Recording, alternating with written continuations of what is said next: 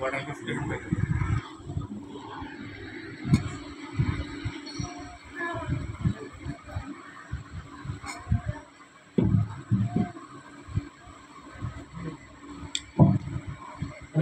राधे जय राधे जय राधे जय श्री राधे जय राधे जय श्री राधे श्याम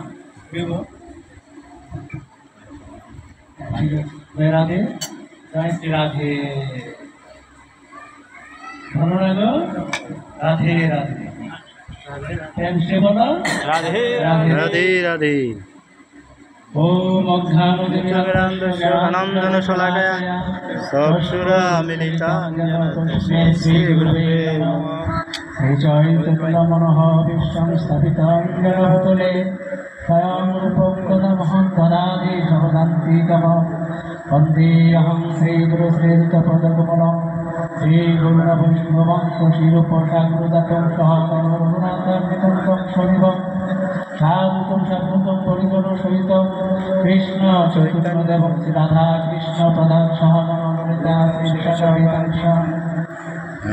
हे कृष्ण करुणा सिंधु दीनबन्धु जगत्पते गोपीश्वर गोपिकाकान्त राधा नमस्ते तप्त कांचन गौरांग राधे वृंदावनेश्वरी वृषभानुसुते देवी प्रणमामि हरिप्रिये ओम वृंदाई तुलसी देवी प्रियाय शुभस्मच कृष्ण भक्ति बलि देवी सत्य भक्ति नमो नमः नीलाचले निवासी नित्य परमात्मने बलभद्र सुभद्रा जगन्नाथाय नमः श्री रूप सनातन भट्ट रघुनाथ श्री देव बालभद्र दासगुणा এই ছয় গোসাই করি চরণ বন্দন যা হইতে সবিষ্টপুরাণ বাঞ্ছা কল্পতরুভ্যশ্চ কৃপা সিন্ধুভ্যেব চ পতিতাং পাবনেভ্যো বৈষ্ণবায় নমঃ जय श्री कृष्ण चैतन्य प्रभु नित्यानंद श्री अद्वैत गदाधर शिवासादि गौर भक्तवृंद हरे कृष्ण कृष्ण कृष्ण हरे हरे राम राम राम हरे हरे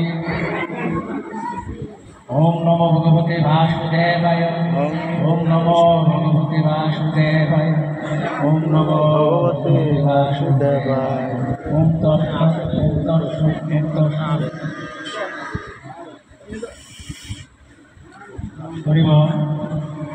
जय राधे जय राधे আমি সঞ্চিতার উদ্দেশ্যে বলবো কুমিল্লা থেকে যে বক্তব্য আসলেন আমরা সংক্ষিপ্ত 10 মিনিট 10-15 মিনিট আমরা একটু হরিকথা কৃষ্ণকথা শ্রবণ করব এখানে এসে অংশগ্রহণ করলে আমার মনে হয় একটু আমি আনন্দ পাবো আমি ব্যক্তিগত আনন্দ পাবো যারা কুমিল্লা থেকে আসছেন বাবুদা সূর্য যারা আসছেন তারা সবাই আসেন আচ্ছা শুধু ভক্ত সজ্জন এবং মাতৃমণ্ডলী উপস্থিত আজকে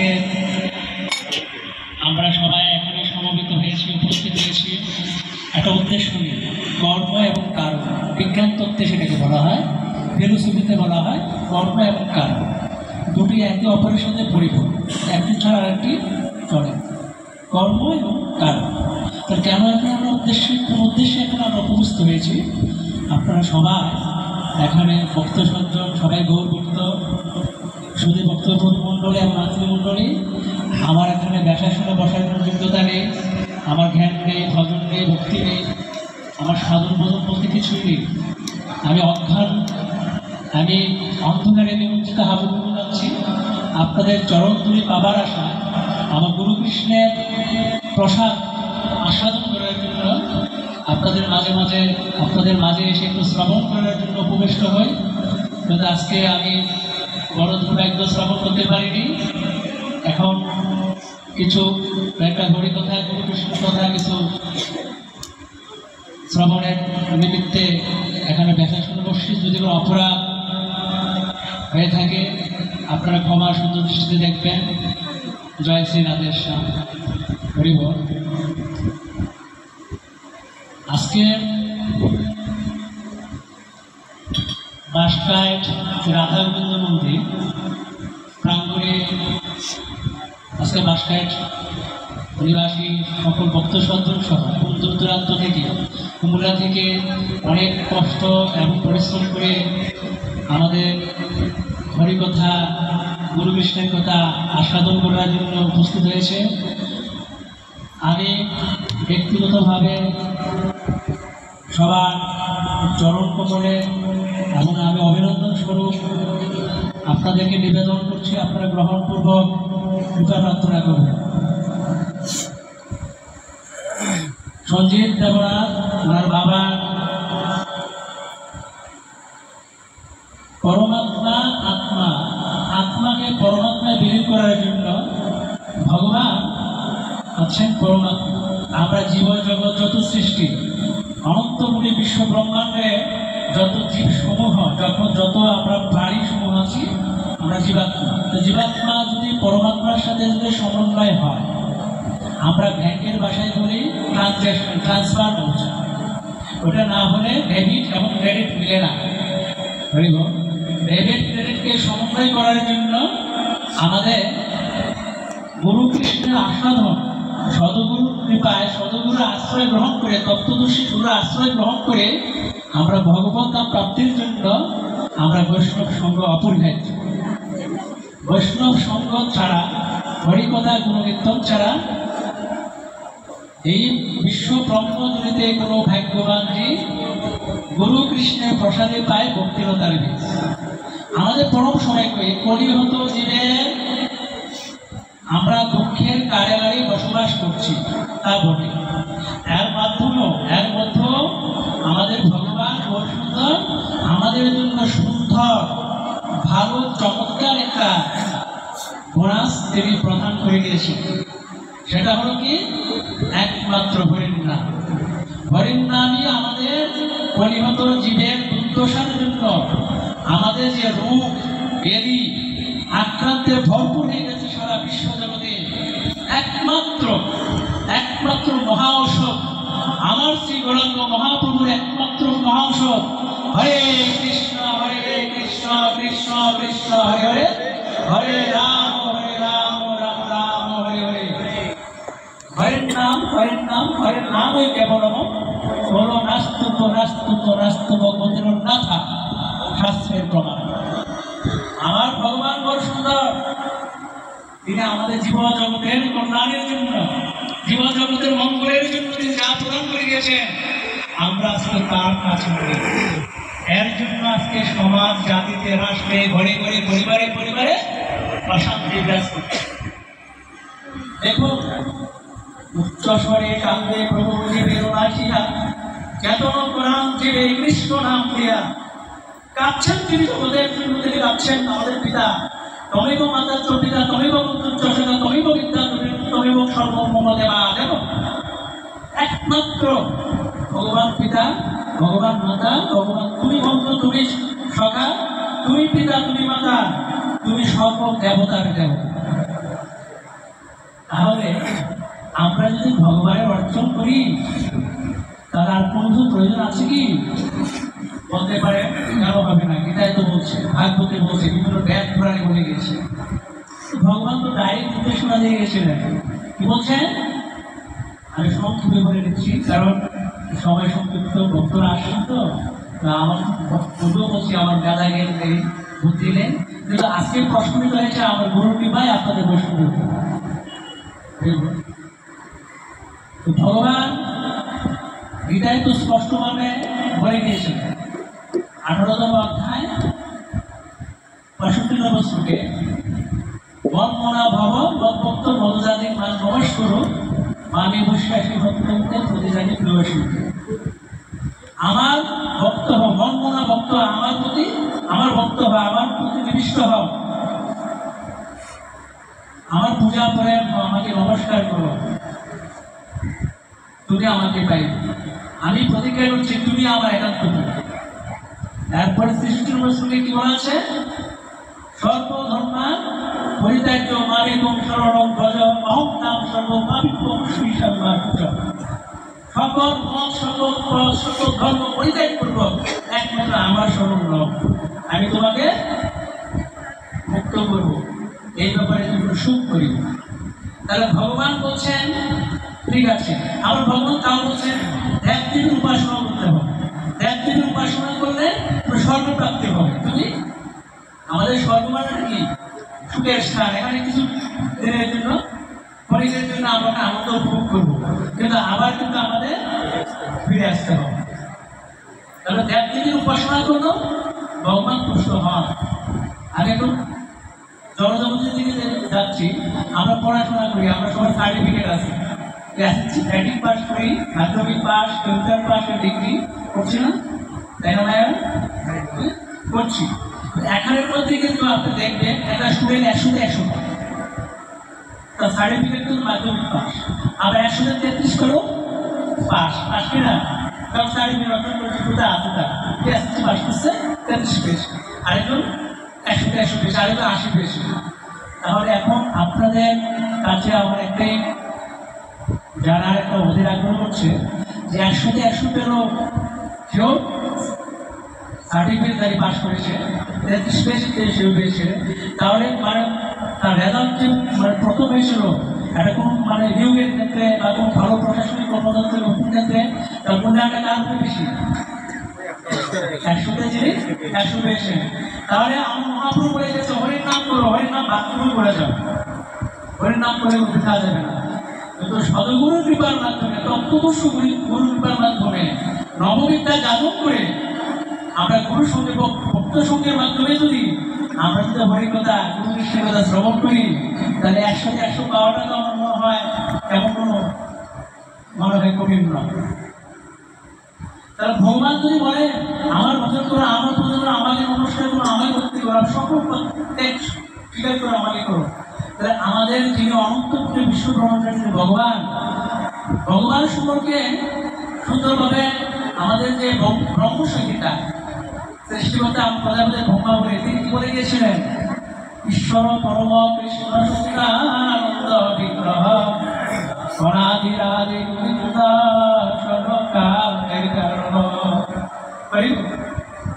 ভগবান সম্পর্কে সংজ্ঞা দেওয়ার জন্য পৃথিবীতে মনে ঋষি, সাধু, মহাত্মা যত কিছু আছে পৃথিবীতে সবাই তিনি সংজ্ঞা প্রদান করে গেছেন, কিন্তু যে ঈশ্বর পরম কৃষ্ণ সচ্চিদানন্দ সচ্চিদ আনন্দ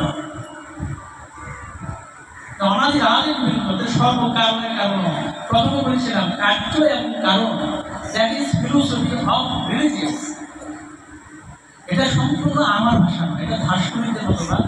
কার্য ছাড়া কারণ যেমন হয় না, আমাদের ধর্মতত্ত্বটাকে তাত্ত্বিক বিশ্লেষণ করলে আমরা ভগবানের সাথে বিলীন হওয়ার জন্য, ভগবত ধাম প্রাপ্তির জন্য আমাদের যে যার প্রয়োজন ডেবিট ক্রেডিটকে না মিললে অ্যাওয়ার্ড হবে না। যারা অ্যাকাউন্টিংস এখনো পড়াশোনা করেছেন তা বলতে পারবে। আমি যদি ব্যাংকে চাকরি করি, এটা আমার কিছু একটা জ্ঞান আছে, মানে জ্ঞান আহরণ করে চেষ্টা করছি মাত্র।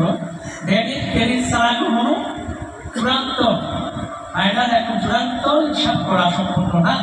তাহলে পারমার্থিক জগতে, জীবজগতে এবং এই জনজগতের সাথে আমাদের ডেবিট ক্রেডিটকে সংমিশ্রণ করে মনের একনিষ্ঠ, কারণ ভগবান বলছেন, তাও বলে গেছেন ভক্তি সহকারে, ভক্তি সহকারে আমাকে যে ফল ফুল জল, তাই না, দিয়ে আমাকে নিবেদন করতে পারে, তাহলে তার হয়ে যায়। সেই ভক্তি আমার অত্যন্ত প্রিয়। তাহলে আজকে কোটি কোটি টাকা যার জন্য অবশ্যই কোনো ভগবানকে পাওয়া যায় না। আবার এখন দেখা যায় তিনি প্রচার করেন না, আমি নাম জপ করছি, হরি নাম করছি, আমি 16 মালা জপ করেছি, আমি 1 লক্ষ জপ করেছি, তিনি প্রচার করেন না। যারা মহাত্মা, যারা প্রকৃত জ্ঞানী, কৃষ্ণতত্ত্বদর্শী ভক্ত, তারা এই কথা কোনো প্রচারের প্রচারের জন্য তারা কিন্তু লাভ করেন না। তারা জগতের কল্যাণের জন্য। আমি কিছুদিন আগে ফেসবুকে একটা দিয়েছিলাম, এটা অনেকেই বলছিল এই একটা অবস্থার মধ্যে স্যার একটা কিছু অনেক করে অনেক হিন্দু মুসলমান অনেক সবাইকে ভালোবাসি। আমার গুরু মহারাজ ব্রজদাস শ্রীমৎ ব্রজহরিদাস বাবাজি মহারাজ, তিনি আমাকে নির্দেশ প্রদান করেছিলেন। আমার একটা শিক্ষাগুরু দাদা আছে, বড় ভাই, ওনার মাধ্যমে এবং যারা আপনারা বৈষ্ণব সংঘ আছেন তাদের অশেষ কৃপায় আমরা একটি জানি যে আগে তোমার মন হৃদয়কে এমনই করে জীবন করিবে গঠন, মরণে হাসিবে তুমি, কাঁদিবে ভুবন। আমরা কিছু করছি না। আমরা এই দল এই মধ্যে কেন আমরা প্রতীক করছি? আমি নিজেকে সবচেয়ে বড় মনে করছি। আমি সমুদ্রে একটা গল্প বলছি। এক পণ্ডিত নৌকা ভ্রমণে যাচ্ছে, নৌকার মধ্যে মাঝি ধার বাঁধছে। হঠাৎ করে নদীর মধ্যে ঝড় আসছে, প্রচুর ঝড়, অন্ধকার করে এর মধ্যে ঝড় আসছে। তখন বিদগ্ধ পণ্ডিত মাঝি মশাইকে বললেন, হে মাঝি মশাই, বলো তো দিন রাত্রি কেন হচ্ছে? জানি না, বলো তো জোয়ার ভাটা কেন হচ্ছে? সরি, জানি না মহাশয়। ভূমিকম্প কেন হচ্ছে? বিজ্ঞানের কোথায় কি তত্ত্ব বিজ্ঞান করা আছে, কেন হচ্ছে কিছুই জানে না। হঠাৎ করে যখন আকাশে একজন এসে ঝড় আসবে, প্রচুর ঝড়, ঝড়ের মধ্যে তো তাকে কিছু করতে হবে, সাঁতার জানতে হবে, নতুন তো মারাই যাবে। তখন মাঝি মহাশয় পণ্ডিত মশাইকে বললেন, প্রভু সব প্রশ্ন উত্তর তো দিলেন, জানলাম না, এবার আপনি সাঁতার কাটতে পারেন কিনা? তা তো জানি না। সাঁতার কাটতে যদি না জানেন তাহলে তো আপনার অবস্থা কি হবে এখন? সবাই বুঝতে পারছেন? হ্যাঁ, তাহলে আমি সেটা বলবো, নিজেকে কখনো পাণ্ডিত্যের অধিকারী বলা যাবে না। কিছুই জানি না, কিছুই জানি না।